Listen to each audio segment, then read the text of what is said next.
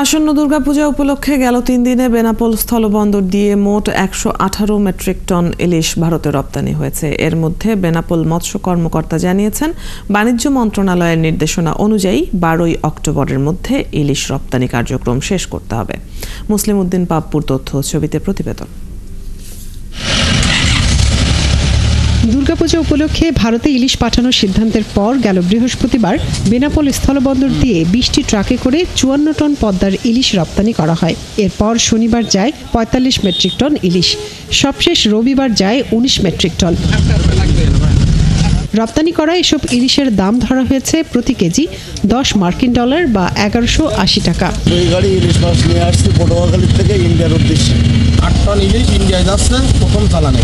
আমার এতে ইলিশ মাছ আছে 4 টন, প্রথম চালানে যাচ্ছে ইন্ডিয়ায়।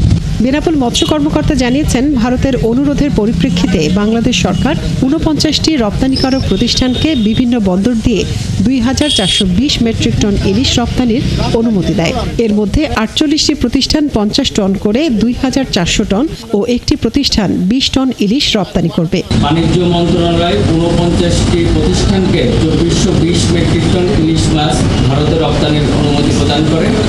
সেই প্রেক্ষিতে আজকে বেনাপোল স্থলবন্দরের মাধ্যমে 4টি প্রতিষ্ঠানের মাধ্যমে 12 মেট্রিক টন ইলিশ মাছ ভারতে রপ্তানির জন্য আমরা অনুমতিপত্র প্রদান করেছি। এখানে প্রতি কেজি ইলিশ মাছ $10 করে রপ্তানি হচ্ছে। বাণিজ্য মন্ত্রণালয়ের নির্দেশনা অনুযায়ী আগামী 12 অক্টোবরের মধ্যে ইলিশ রপ্তানি শেষ করতে হবে বলে জানিয়েছেন বেনাপোল মৎস্য কর্মকর্তা। মনিরা কাজুরি, 71।